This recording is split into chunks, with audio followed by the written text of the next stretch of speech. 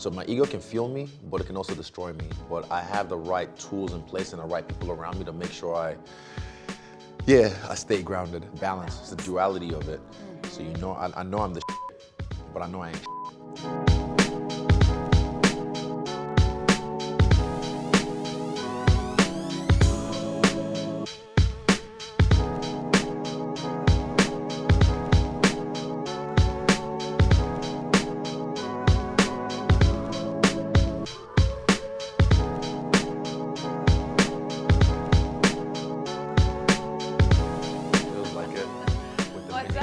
What's up, Taylor? How are you? I'm great. I'm sorry this walk-in is not as cool as your entrances. No, it's still a grand entrance. Into your fights. Still a grand entrance. Yeah, we tried to mimic it as much as possible. I'm sure they'll add like the background music as well. Absolutely. What song would you play? Ooh, right now, Cooped Up and Return of the Mac remix. It's a dope remix. Yeah. Return of the Mac. That's Cooped quite Up. a pull. Yeah. Okay. Yeah, you know, I was saying Post Malone's Cooped Up, and then they juxtaposed it with that. It was beautiful. A bit of a mashup. Yeah. Okay, I'm gonna add it to my playlist. Yeah. Okay, so speaking of music, you have never seen or met me, but I actually have seen you. I just didn't meet you. I was at Drake's house. No way. Yeah, OVO Fuck off. Fest, Yeah. and I saw you. Damn. Yeah, and I was like, wait. At the embassy. Yes. Okay, how Yeah. blown away were you about how that house just transformed? I'm literally like, I didn't even know we were on the court. I didn't Yeah. know we were on the basketball court till I looked up. Ike, my security was like, if you look up and you see the hoops folded up, and then just seeing everyone around. Even what's his name, LeBron pulled up on me, and we talked for like a minute 20, and just I was just because I wasn't expecting to see him, so that one kind of got me like, oh shit, did that just happen? Yeah, just chilling at the house. Yeah, I know, it's crazy. Yeah, so for you, you're first off at Drake's house, and LeBron James comes up to you at Drake's house, knows you. What does he say? It's hard to remember because it was all in a moment, but we were just sharing love pretty much for about a minute 10, just like showing love and appreciation and admiration for each other's work. Yeah, and I just gave him a dap up and then kept it moving. Yeah. Something that I thought was really interesting and cool about you being at Drake's house is I've seen some interviews where you talk about there not being a lot of people in the world that exist that can relate to the position that you're in. And I would think Drake is one of the few humans that do understand it on some level. On a different level. Yeah. He's on there's levels to this shit. You know what I mean? There's levels to this shit. Like, there was a video I've seen of him years ago in Melbourne walking through the airport.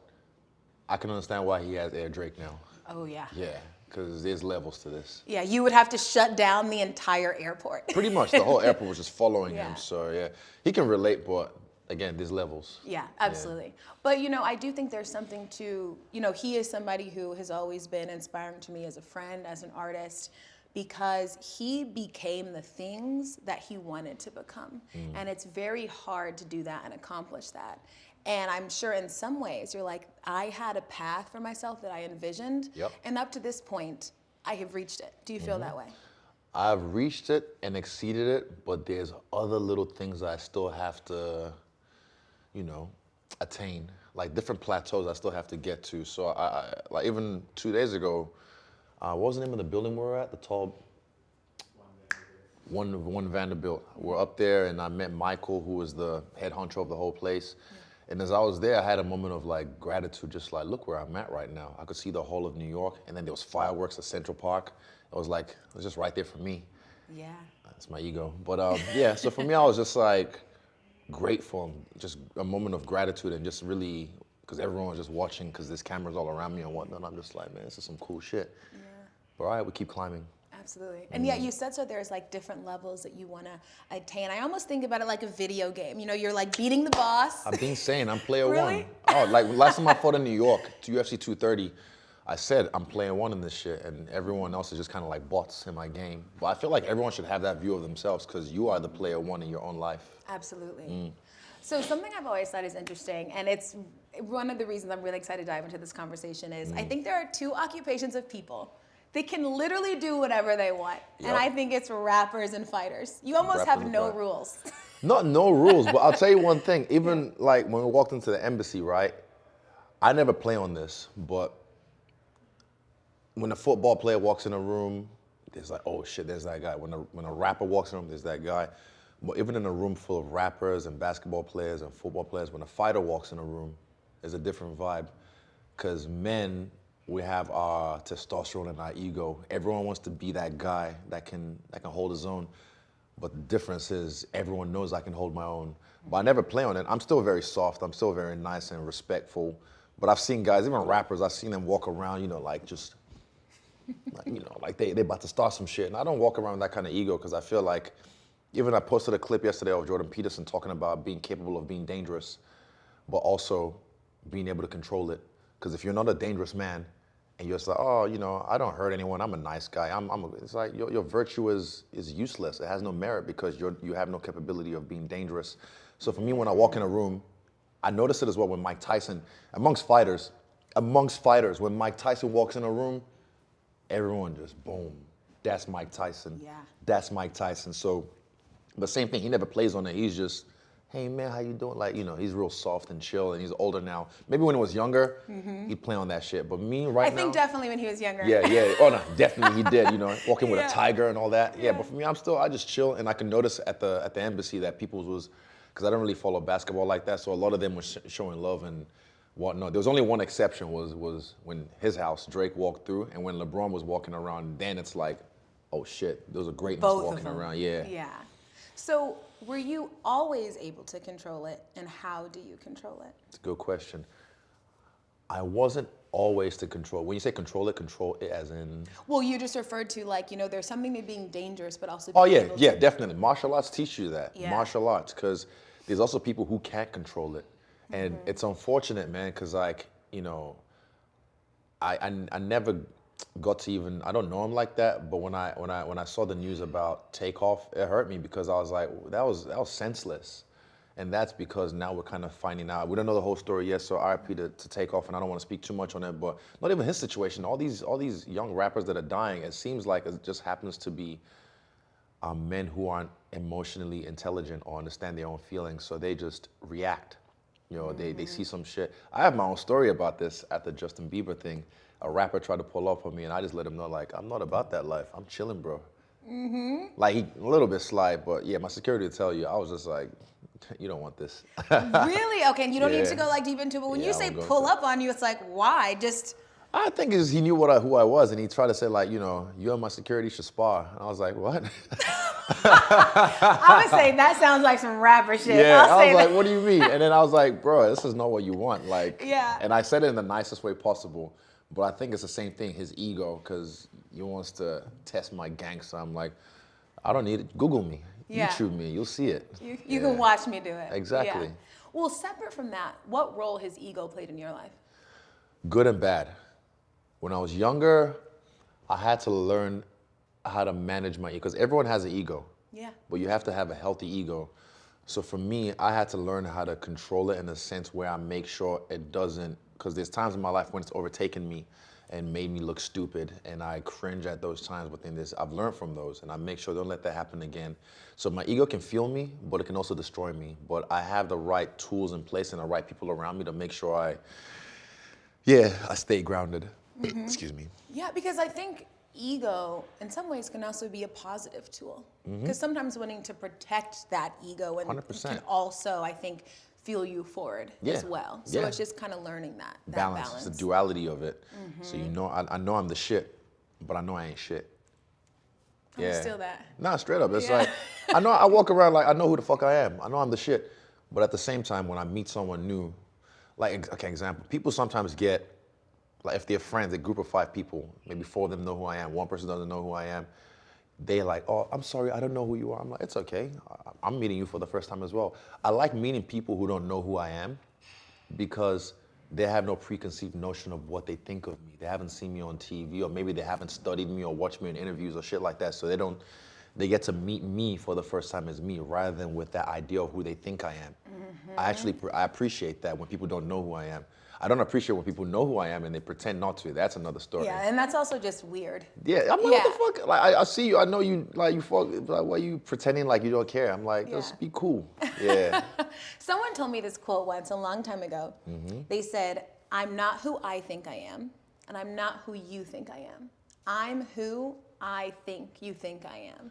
essentially break that saying down. Let like, me break that down. sometimes we adapt who we are based on what we know that person thinks of us. So it's almost like a self-fulfilling prophecy, Yeah. right? Like if someone is expecting you to be Israel Adesanya, you kind of become that. I'll tell you a story. So before my first title defense in Melbourne, biggest show ever, that fight week or the week before that fight week, I had a epiphany in myself. On my way home from training, I realized when I meet fans, I don't have to match their energy. Because normally, same thing. I'd meet a fan back then, and when they're, oh my God, Israel. Even if I'm like maybe just cooling at a 2, not a 10, and they come at me with a 10, I'll raise my energy up to match theirs, just so I can be who they think I am. I'm like, I'm just chilling, bro. I'm having a sandwich or I'm doing whatever, pumping gas, and they're like, I'm such a big fan. And I'm just like, yeah. And I have to raise my energy up and give them the whole song and dance. And just to But make then sure. you're like, do I have to? Like you reach it, yeah. I had that epiphany and I was just like, I don't have to. So now if someone comes at me at a 10, after that fight week, so after that fight itself, I was going back to the airport. I was going to the airport to go back home. And I remember putting out a story saying like, look, because I remember I was just tapped out. All my energy was, my bandwidth, I had none for external shit. So I said, if you see me on the streets, or if you see me at the airport, please don't come at me running or yelling, because I'll walk away. I put that up. I was just, I just don't want to deal with like the energy. So people actually approached me. People saw my story and they were like, hey, Israel, what's up? I'm a big fan. Would you mind? And I'm like, oh yeah, easy as. Because they respected my boundaries. And that's the thing. You have to protect your boundaries. And sometimes fans get entitled and think like, I'm like, I don't give a fuck. I don't know who you are. Right. You know who I am, yes, but this is historic for you. This is just regular for me. Absolutely. Yeah. And if you don't like follow that, there's you Oh, being you're an drained, there's asshole. burnout. No, I'm saying if you feel like, okay, I Oh, have nah. to be, you will get burned out. I gotta look so after me quickly. first. Yeah. Yeah, I gotta look after Absolutely. me first, yeah. Yeah. You know, in a lot of interviews that I watched of you, something that comes up a lot is you, I guess, not feeling attached to things, like whether that's people's comments of you, whether it's your title belt. So what are you attached to? What am I attached to? Ooh, that's a good, man, this is going deep. Welcome to the show. What am I attached to? Yeah, this is something I learned from Avatar as well, the show, which my nickname comes from. Yes, the Airbender, I know. Yeah, when he met Guru Pikta, and he had to learn how to detach himself from worldly possessions because he wanted to be able to control the Avatar state. There was 7 chakras he had to unlock, and one of them was detachment. The hardest one for him was to detach was from Katara. But for me, what am I attached to? I guess my family, first of all, because they will always be there. They've been there before all this happened. They've been there before all this. So they will always be there. So I'm attached to them. My dogs, keep them with me. I'm attached to them. And my gym, yes, my training, my values in that space.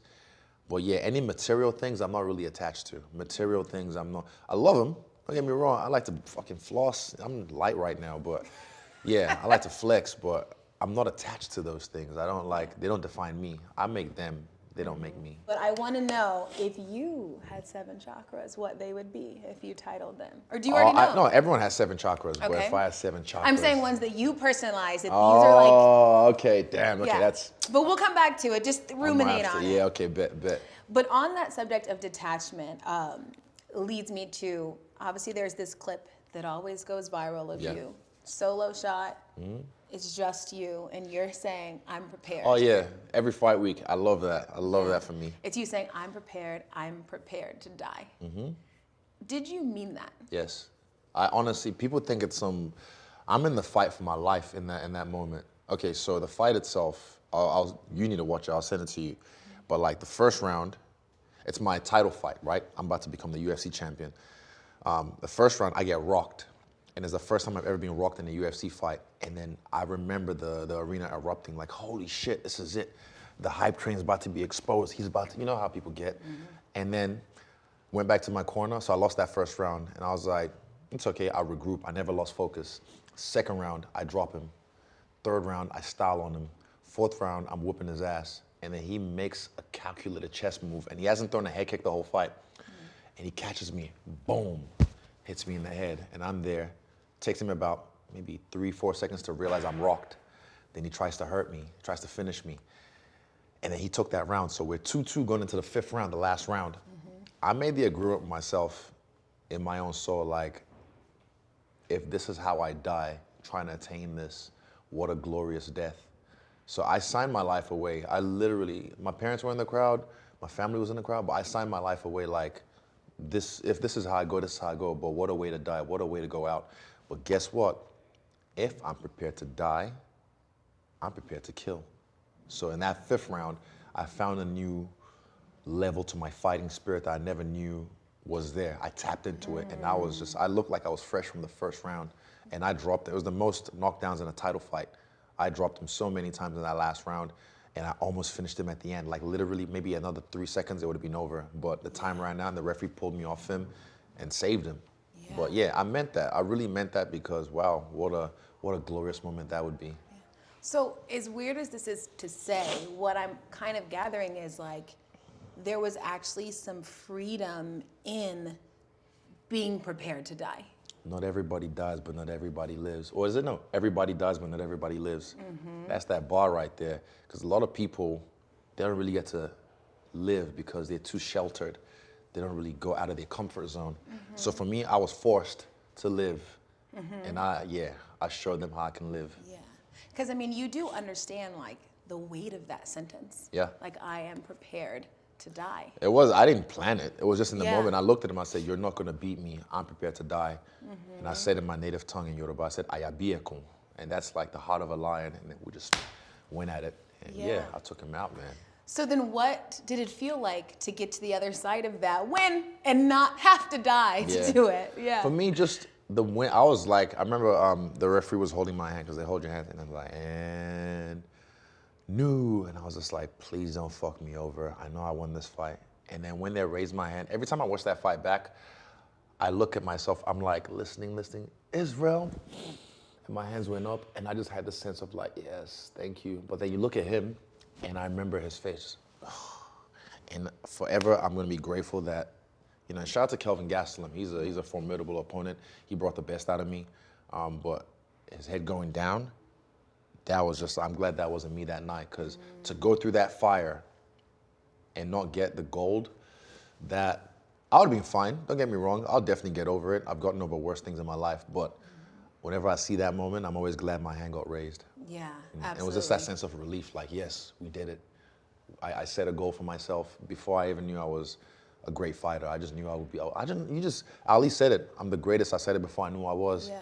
You know, and I just knew like there's something in me. You have it, you just know. Yeah. So I'm glad I attained that day, and that's one off the list.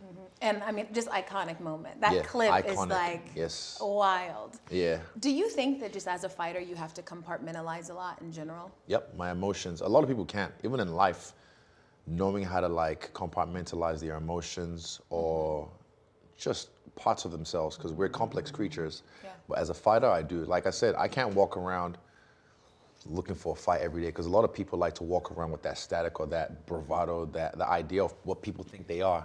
They got to keep that up. Like, I don't even have my nails done right now. Like, I'm gonna get my nails done before presser. Yeah, because I normally got. It's great that you get manicures. They get them- Everyone should. I know. I'm like, they're sexy. Well, first they call French tips, but I call them drip tips. They're not even made in France, but like they look sexy, man. I kept on getting distracted when I first got them. I was like, man, these are fucking clean. But yeah, so for me, I don't care what people think of me. Even when I was doing the pivot the other day, homeboy, what's his name, Channing, was like, you know, you ain't got your pearls on. He's trying to brag on me about it. I was like, they look good on black skin. I'm like, what the fuck are you talking about? And he's like, yeah, but why pearls? I'm like, well, diamonds are a girl's best friend, right? That's the saying. I'm like, I see a lot of rappers rocking diamonds. Yeah. Who is the one who makes these rules up? Who makes these, it's They're society. just arbitrary. So I'm like, like I said, player one, when you play a game, you know, you design your own character, you use your attributes and whatnot. That's what I do in this life. This is all simulation or whatever. So we're in The Sims, and I'm designing my character the way I want it. And I play the game how I want to play it. Yeah. For sure. And also, I've also been on the pivot, and Channing also got on me. Story for a Yeah. different Oh, no, day, it's his but thing. It's his you're thing. not alone. Yeah. You talk a lot about this like TikTok era that we're in, that people have very quick attention spans, and you Hold up. being Pause, aware pause, of pause. that. Oh, Hello. it's a party in the house. Quiet on set.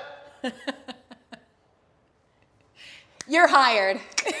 I've been around. I know that. I know how everything works. Yeah. But We you didn't even talk- do the fucking for sync. We do did. that? You missed at the I- end. We'll oh, have you do okay, another yeah, one. okay. I Yes, was just like, for us. nah, We'll have yeah, you do the easy. slate. We are, we're in his house, so it's all the friends, all the Mm-hmm. people. A lot of men running around here. But yes, Testosterone city. it is. I feel smell it. it. You feel it right when you pull up. It's all the gym gear. That's what it Yeah. is. You're like, You yeah. know, things Yeah. laying around. It's like, I love it. I'm into it. But yes, you talk about the attention span and all of that, and you being aware of that. What can you do to keep people's attention? I know how to. I know how to play this game. Like even before, so all my social media, I've never bought followers. I've never boosted posts. Nothing like that. I know a lot of people who have. You know who you are. I know people who fugazi that shit. But for me, even back in China, I was editing my own videos, doing my own highlights, putting it out there because I just knew how to farm people's attention. I got lazy actually, maybe the last year and a bit, because I don't know, like once I crossed like 1 million, I was like, okay, it didn't really excite me. So I realized I can't just stop there. I need to keep farming and keep working. It's part of the job. A lot of people don't really take that into consideration. They have people organize the social media and whatnot. But yeah, I know how to keep people's attention. I can keep people entertained, but I'm not gonna do it, I guess, in the way they want me to. Right. I'll do it my way, because if I do it my way, those who fuck with me will fuck with me and they'll come through. Build it and they'll come. Yeah. And you really only want the people there that actually genuinely Exactly, do fuck with you. yeah. So this is fascinating to me. I read that you have like a documentarian that follows you, Yeah. a guy named Jeff. My Okay. guy Jeff. So you have to decide to let someone essentially record good moments, bad moments, embarrassing moments, things you didn't really want anyone to ever see. How do you get comfortable doing that? And what's off limits? Experience for me. For me, it's pretty much like, I think he's been following me or documenting me since 2015. Wow. That was on and off, but then maybe he moved to New Zealand 3 years ago and a little bit more in depth. And the documentary actually is almost finished. I've seen like the rough cut twice. Honestly, even if I wasn't the protagonist in it, I feel like men need to watch this, because even my coach Eugene got like raw in there and emotional, and because I'm like, bro, you gonna tell me what? I'm a softie. I'm like, yeah, I am soft, but I whoop your ass. Like that's the duality again. Like you can't bag on me for being a softie because you know exactly what I do to you. But yeah, I feel like men need to watch this movie because it just shows that we can tap into our emotions and our natural human functions. Like even crying, like there's cortisol that's released through tears, and after I have like a big cry sometimes I feel much better. Like literally physiologically I feel relaxed. Oh, glad I got that off my chest, because a lot of men just hold that shit in. Yeah. And you tell little boys, you see it in the culture, like, come on, buckle up. You don't cry. Men don't cry. And it's like, these are kids, these are babies. Let them fucking express. Yeah. And you tell them to just bottle that shit up, and then when they grow up, they, all that shit. And then I see a lot of domestic violence happening. I see a lot of bad shit happening because men don't know how to tap into that side of themselves. And me expressing myself authentically and showing people that, I guess it's like a cliche, it's okay. But it's like, nah, I'm just showing you how it is. And once you see the doco, you'll understand, because I'm practicing what I preach. Yeah. Yeah, it's beautiful. Last big And what's cry. off limits, I didn't say that. What's Yeah. off limits for me is I've honored my parents after the Gaslam fight. I honored them in the cage. I put the belt down in front of them. Oh, no, after that was for Eugene, sorry. I honored Eugene first. After the Gaslam fight, my first title defense in Melbourne when I fought Robert, I honored my parents. But now I've kind of pulled them back a little bit away from the spotlight. And then when I have a family, they're not going to be on this, because I don't want them. I'm Israel Adesanya. The bar has been set. I've talked to some other great men in my position who have kids, and same thing. They're not trying to like, shelter their kid from the world, but they're making sure that their kid doesn't have this unrealistic expectation they have to live up to. You know what I mean? They need to enjoy their life as just themselves. So when I have kids, they're not gonna be on. You'll never see them. Yeah. People in my life will see them, but I don't want people.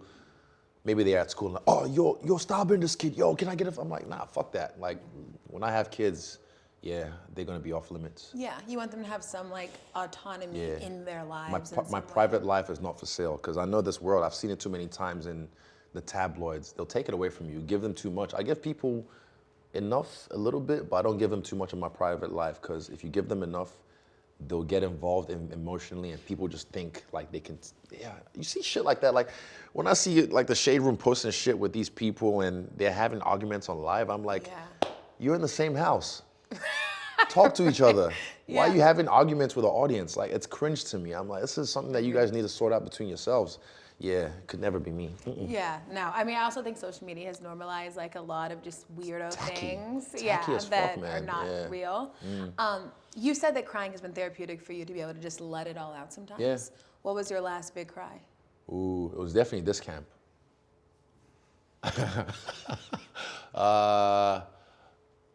It was definitely this camp because Eugene decided to fucking shake the snow globe. Like, that's our coach. He shook the snow globe a little bit on all of us. He kicked us up the ass. But the energy he did it with, it was just like, I was like, I'm already doing my best. Like, I can do more, yeah. But like the energy he did it with was just kind of upsetting. And he was really rough and like some tough love. And there's something he said, this family business that, yeah, upset me at the gym. So I just, after I finished training, packed my gears and I drove home and I expressed in the car. Yeah, and I think I might have called my mom. And I just cried. Yeah, but it's good to get it out because after I did, my mom let me know it's okay. And yeah, I felt much better.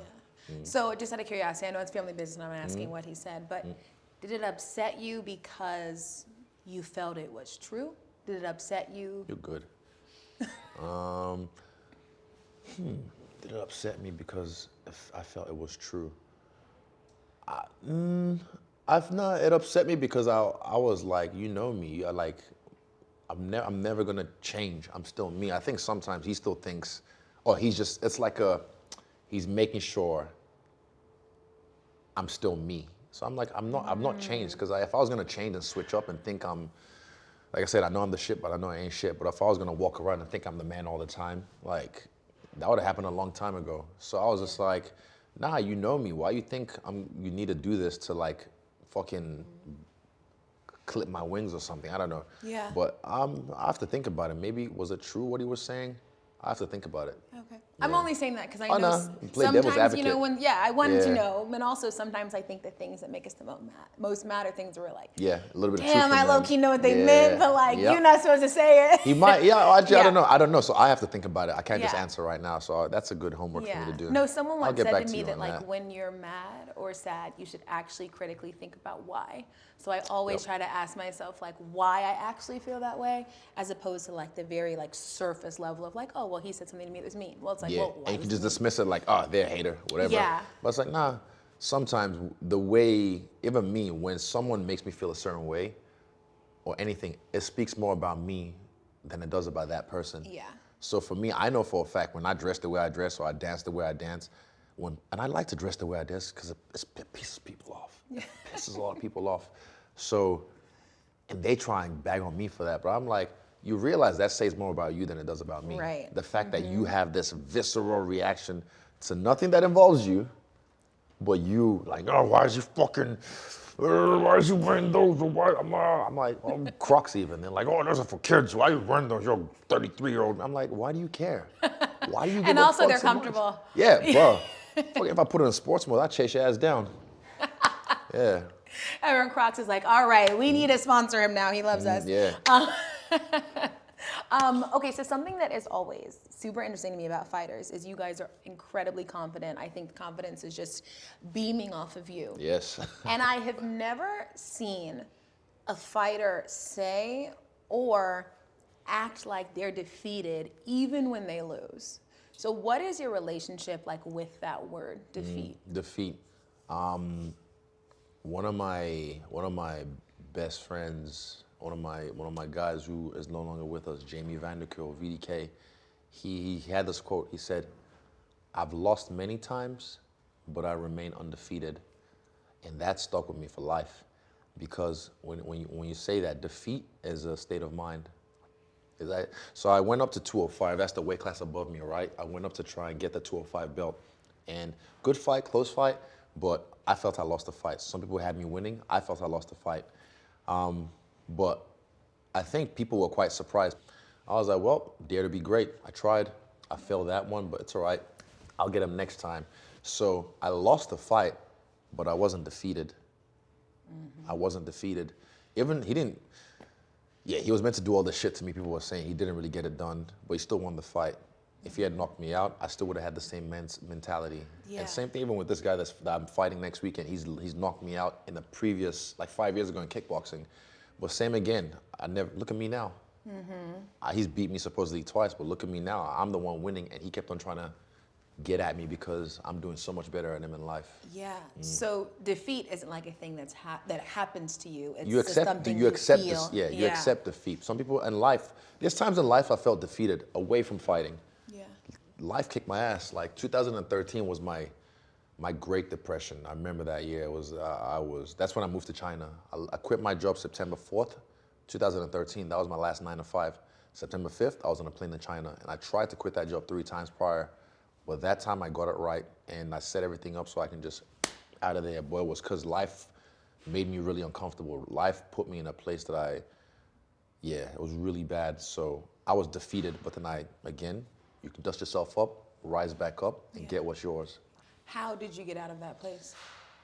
Mentality, the mentality I had. And for me, the key people around me, the key people I had around me as well. But I think it's just my spirit, my fighting spirit, and also a lot of prayers from mom and dad, my spiritual warriors, they helped me a lot. I love that. Okay, I am going to say some words. All right, shoot. And I want you to tell me either the role they play in your life, what emotion, elicits, like what happens when you hear them, okay? Yeah, okay. Revenge. Looking for revenge. So let's see. Hey, on November 12th. Hey, on November 12th. Revenge. Revenge is, there's so many things about revenge, and it's not always the best option. There's a time for revenge. I never went looking for this fight. Like I said, I let it go a long time ago. I'm just living my life, being great, and then life presented me with this opportunity because I was patient and I didn't go looking for it. It's like, here, now it's yours. Take it. I'm like, all right, bet. So now it's time for revenge. But you can't go looking for it constantly. I don't think like that's the best thing, because again, you're in that mindset. You might spray the wrong people sometimes if you're in that mindset all the time. Not like physically, but like emotionally, and snap at the wrong people. Because I know people who stay in that mindset and they just like, they burn bridges a lot. Yeah. A lot. So revenge plays a good role in life, but you have to know when to look for revenge. And again, what did I say? I said, God forgives, I don't. The Lord said, vengeance is mine. I'm like, yeah, me too. And now it's mine. I love it. You're full of quotables. I'm just freestyling. Yeah. Okay, next word. Yeah. Violence. Violence. Violence isn't always the answer. But again, there's a time for violence. And like I said, you have to be capable of violence as a person, not just as a man. I feel like as a person, but as a man, you have to be capable of violence. It's better to be a warrior in a garden than a gardener in a war. Because, when it's time to get down and get busy, I need to know I can take care of me and my own, So violence is necessary. Every man needs to learn martial arts. They need to put it in school and teach them how to meditate as well. So you're capable of violence, but you know how to, keep it cool. Yeah. I see like in a lot of your interviews, you're like, I know how to speak violence. I can. Also, there's times in my life when people have wronged me in the worst way, and I can get dark on them. I've said this. There's no people try and be virtuous. Like I said, they say I'm a good person. I'm like, you're not virtuous. You're only a good person because you have to be, because you can't do shit. It means nothing that you're a good person because you're weak. That's why. But if you're a violent person like myself, and I choose to be a good person to you, it means something, because I could destroy you. It's different. So if I'm violent, capable of violence, but I'm virtuous in my goodness, then that's different. So I say there's no good or bad people. People are just capable of great good or great evil. We're human beings. There's a duality. So there's times I've been evil, but there's a lot of times I'm good. Okay, next word. Perfection. Nah, not me. I chase it in martial arts. I know I'll never attain it, but it's the pursuit of perfection in my craft, in my artwork, in the way I live. But I just know perfection is I'll never attain it. I never, because you grow up with that kind of pressure a little bit sometimes, and even people always expect that from me when I fight, like he's gonna be perfect, this and that. But I'm like, fuck your expectations. It's about my expectations. So you can keep that over. Excuse me. You can keep that over there. Last word. Alex Pereira. Alex Pereira. Let me see. He's got a head like you know those Easter Island statues? I do. Yeah.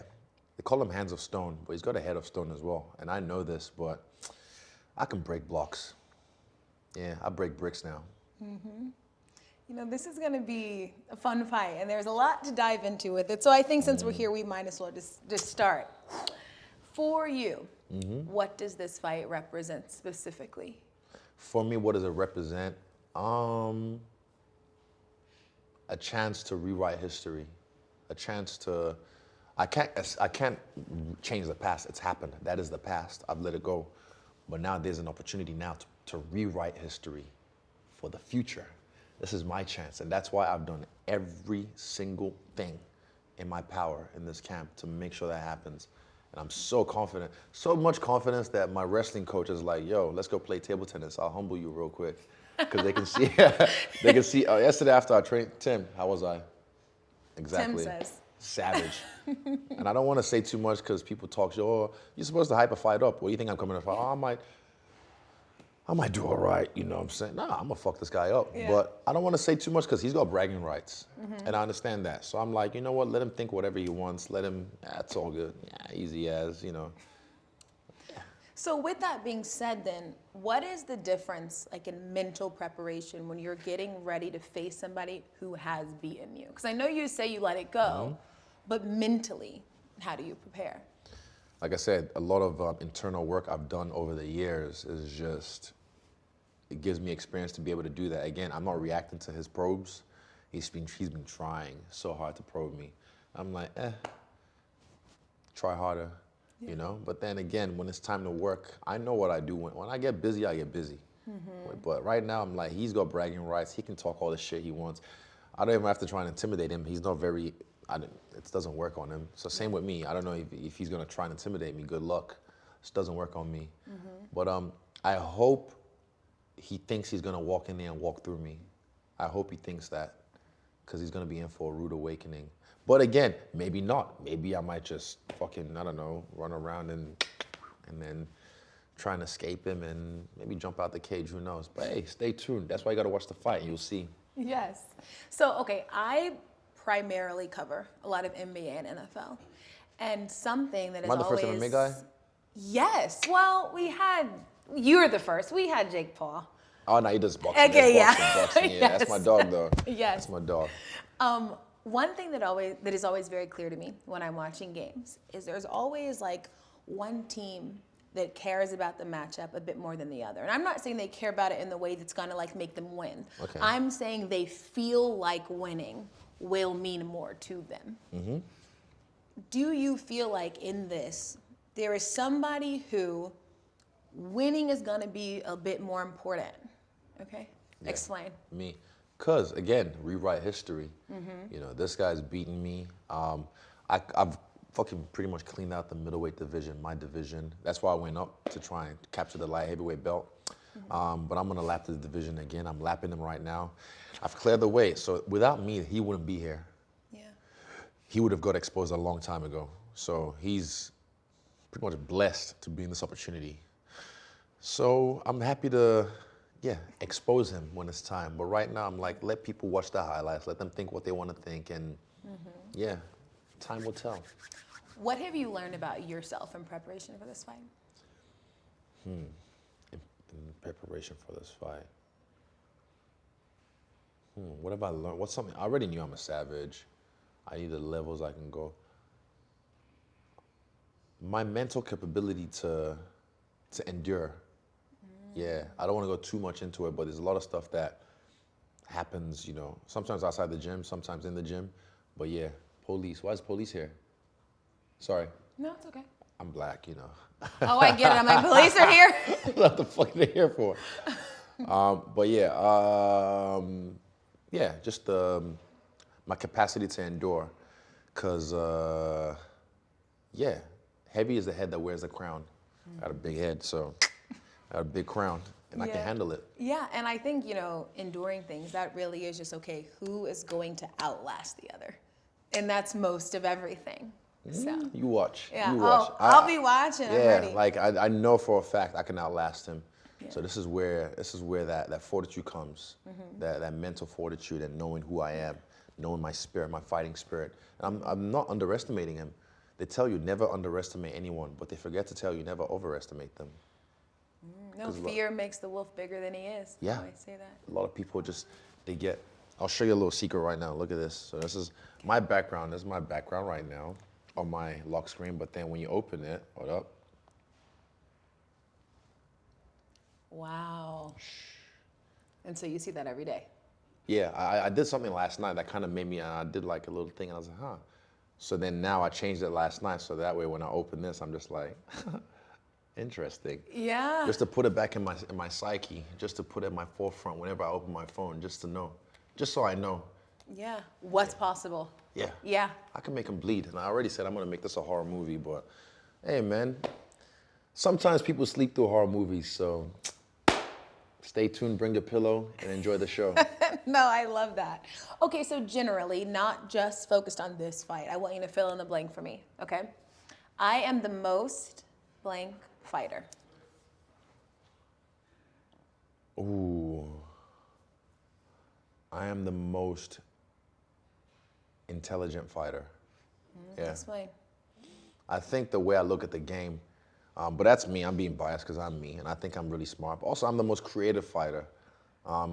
I've, in my own sense, changed the game. But it's not just me, it's my team, the way we play the striking game. A lot of people started to copy some of the things we do, but they don't understand you might copy the recipe, but the sauce ain't the same. You know what I'm saying? Yeah. But I just think different, and I actually mean that, and I move different. Even the way I dance, people understand, like, I actually move different. I'm not the same as everyone else. My rhythm, my timing, my creativity is next level. Yeah. I love that. Okay, so most intelligent and most creative. Yeah. Okay, a couple more for me before we go to fan questions. And these are Fan questions. literally... Hey, we're live right now. Yes, we Wow. are. They're all watching. So guys. And this is just literally because I'm curious. Yeah. Okay, Your here we go. first fight before you were a fighter. So you're fighting, and probably have no business to be fighting, but you're fighting. Yeah. What was your first fight, and did you Before I win? was a fighter. Okay. I fought back in Nigeria. I definitely had a few scraps. But I'm trying to think. Okay, one of my first fight in New Zealand, right? So I've always said this, I didn't know I was black till I moved to New Zealand. I don't mean that in like the sense I didn't know my skin tone, but I just didn't realize it was a problem to be black until I was removed from Nigeria, from the continent of Africa, and I was placed in this foreign land, and people were making fun of me for my skin tone. And they made me feel shit about it. And I was like, what did I do? So this one kid kept on riding by my house through the weekend because he found out where I live, riding by on his BMX. He kept on saying, go back to your country, Blackanese. Funny enough, I remember his name.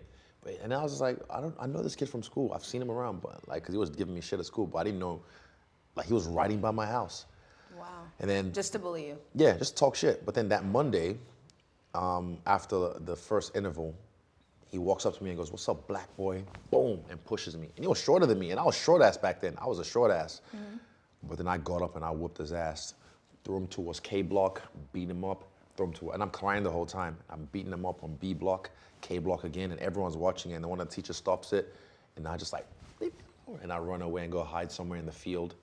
And yeah, but he definitely never fucked with me after that again. Yeah, I'm sure no one did. We're just throwing him back in. Oh, no, I threw him and I was just Yeah. winging on him, crying and swearing at him in my language. Yeah, it was, I remember that, yeah. Well, because to me, that's the interesting thing about being a fighter is I'm like, there has to be like a point in your life where you say, hey, I'd be good at fighting. And I just wonder, What point that was? yeah, when you know, oh, the thing I'm good at is fucking people up. Yeah. Like, what is that? The moment I had that, so dancing was my proper first passion, and I always thought like I would be on tour with all these guys and being a backup dancer or choreographer. But then they came a crossroads in my life where I was like, I'm a great dancer, but I'm so good at fucking people up. I'm like, but I can always dance, but I'm gonna end up in jail if I keep just fucking people up randomly. So I decided to take this as a career. So that was a crossroads. But yeah, I think just watching greats like Anderson Silva, Muhammad Ali, Prince Nassim, and I was just like, you know what? This is the path I'm gonna take. Yeah. How, if you were describing it to somebody in great detail, how does it feel to punch someone? Oh. And how does it feel to be punched? Being punched doesn't actually hurt like you think because adrenaline is going. It only if it rattles your brain, then you can get rocked, or if it shuts you off, you get knocked out. But being punched, I don't fear being punched. You know, I don't like being punched. Nah, but yeah. At least But that's punching yeah, someone. punching someone, knocking someone out. Sometimes it's the punch you don't really try and knock them out with that just turns them off, and you'd be surprised. It feels like nothing. It feels like you're punching through air sometimes. Yeah. But then I'm trying to think. Example, the Whitaker shot when I cracked him, boom. That one felt like I just went through him. Same with Costa. Like I slipped the jab, he threw the left hook, and I cracked him with a left hook. It just felt like I went through him. Yeah, it just felt like nothing. So it feels like you're punching through nothing. Okay. Yeah. No, okay, I'm visualizing it. Yeah, I get 'cause it. you hit it, I, you feel- you get I the- doubt I'm ever gonna knock someone out, so I Yeah, want to know what it's. You what feel it's the actually impact, like. but it just feels Yeah. like nothing really. Yeah. Yeah. Okay. All right. So before we get to fan questions, I do want to ask you about working with Paradigm because I think it's so Oh, my cool G's, that you all like. GP. Yeah, like you rep Yes. so many other champions. So what has that experience? Yeah, been well, like? Paradigm, I'm glad I brought them on because I felt like they were the guys to get me to that next level, you know, when it comes to, I guess, dealing with the media stuff, the promotion, sponsorships, endorsements, and the pay. Because, you know, they have, what's his name, Conor on the team as well, so he's the highest paid UFC fighter. Now, because of Paradigm, I'm the second highest paid UFC fighter. That's fire. And yeah, I'm still greedy because I know my worth, so I want more. And I know what's being left on the table, and I want to take some more. Yeah. And also, they're helping me as well in certain aspects to make sure that the fighters on the roster as well get some. But it's not an easy process. It's a lengthy process. But right now, I'm grateful for the position I'm in, and thanks to my people at Paradigm. And special shout out to Tim. Special shout out to Tim. Tim, he's my boy. So yeah, special shout out to him as well. Okay, I love that. Shout out to Paradigm. All right, Rocky, fan questions? What do you think Pereira will bring out of you that other fighters haven't? Pereira, what would he bring out of me? He's not gonna shy away because he already has that in his mind that he thinks I'm easy because he's beat me. So he's not gonna shy away. He's gonna actually try and attack me. He's gonna try and win the fight, which always brings out the best in me when someone tries to fight. You know, I'm a fighter. I'm right there trying to fight. But then when someone's trying to be, they're trying to survive, it makes it harder to take them away. So I'm glad this guy's not gonna try and survive. He's gonna try and win. Yeah, so I'm gonna take that away from him. Okay, like that. Another one? What round are you knocking him out? I can't tell you that. Like I said, I'm saying less this whole lead up to this fight. I just, you know what? Like I said, I might not even knock him out. I might literally just fucking jab, leg kick, and just move out the way and then get a decision win. But hey, stay tuned. Or I might get knocked out. Stay tuned. You might find out. I will say I respect that because it's hard to say less. Like being silent is difficult. Trust me. For Yeah. me in this position, like I said, the duality, when I'm by myself, my people know me. I chill. I barely say a word. And we can talk for hours, but now I spend hours just chilling, saying less. But when it's this, I'm a social butterfly, I can rap. But for me, I just silence, say less this camp. I'm just like, yo, just chill. Let them do all the talking. I'll do my talking when it's time in the octagon. Nice. Any more? Okay, this one's a two-part. Do you have any crazy weight cutting stories? And then what's your favorite meal after I'm done? Yeah, Weight. what's the craziest thing that you have done to make weight, so cutting weight?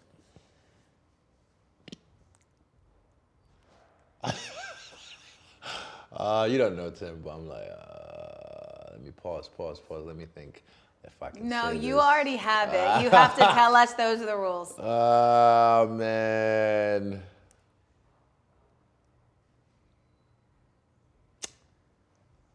That's just, fuck,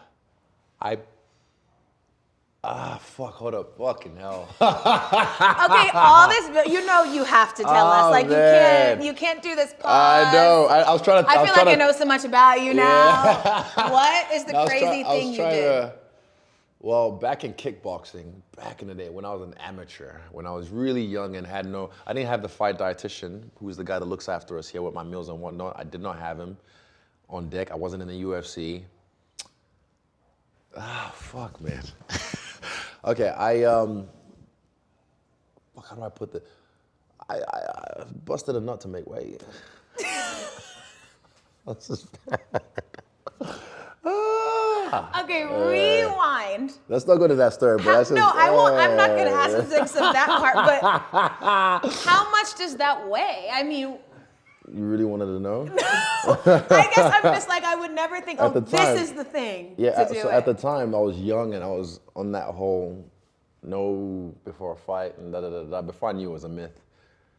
And yeah, I just, and then a few grams came off, 100 grams. You made weight. Yeah, I made weight. Wow. This is the lesson of today, Exclusive. fighters. But I wouldn't advise it. Hey, I was younger back then. It was like 21, 22. I didn't know what I was doing with weight cutting.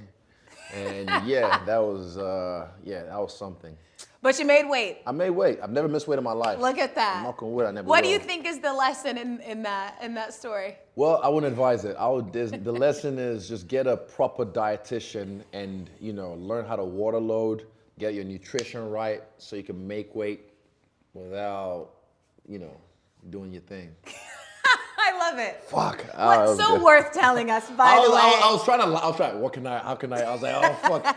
It was in my head already, so I was like, think of something else. I was like, fuck, what's the story? But that was already right there. I honestly was more interested in the weight of that and how that worked. Like 200 grams or something, but. Yeah. As much as I want to end on that because it's amazing, is there one more fan question?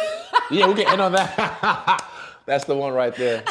Okay, outside of your home country, where's your favorite place to fight? Ooh. Outside of his home country, favorite place to fight. Well, I'm never fighting in New Zealand again. I have reasons for that. But Are you able to tell us? Oh, it's just the way they treated my boy Dan Hooker, who's fighting on this card as well. When it was COVID times, they shafted him, the bureaucrats there. So, but I love New Zealand people and the people that support us. I appreciate you, and I fight for you guys too. I don't really care where you're from in the world. Yeah. If you fuck with me, I fuck with you. But favorite place to fight. Honestly, Vegas always has. It's just the Mecca. But where I have fought, my favorite place where I have fought, I might say right now off the top, Fight Island. When it was COVID times, when I fought UFC 253, Fight Island was cool because it had a different vibe to it. And also in the arena, it was like fucking handful of people there, maybe like 40 people in the just working, no crowds, just working, and the UFC president and whatnot. So Fight Island was probably in Abu Dhabi was probably my favorite place yet to fight. Okay, amazing. And last question. This is a question from me. I know you've talked a lot about being Nigerian. Wait, what's your heritage? You know? Well, I mean, I've done like Ancestry.com, Yeah. and I was 52% Nigerian, I could but tell I don't something know. there, yeah, but you don't know the heritage. Yeah. But where you born? I was born in St. Louis, but I'm from St. Georgia. Louis, Missouri? Yeah, St. Louis, Missouri. Okay, But yeah. I was there for like a year. Okay, Yeah, I'm I from see. Georgia. Georgia. Yes, Georgia. but so you have to say the best place to get jollof rice in America. Jollof rice. A. Oh God. And then second part is I've noticed that when you say your last name, Adesanya. you're saying it differently Yeah, than everyone so else. When I was So- living in China, right, they really liked the way I pronounce my Mandarin because my language is tonal. So, everyone says Adesanya, Adesanya. Errol tries to say it as well. It's like if you weren't born with the native tongue to say it, it's hard.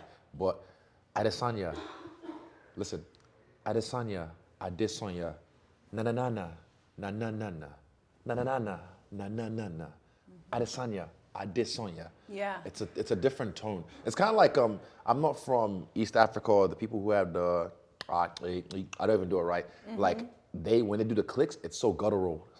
It's like a, Yeah. it's beautiful. But I can't do it because I was not born there and I didn't grow up with that native tongue. So sometimes people, I say Adesanya is fine because it's, the phonetic way of you guys saying it.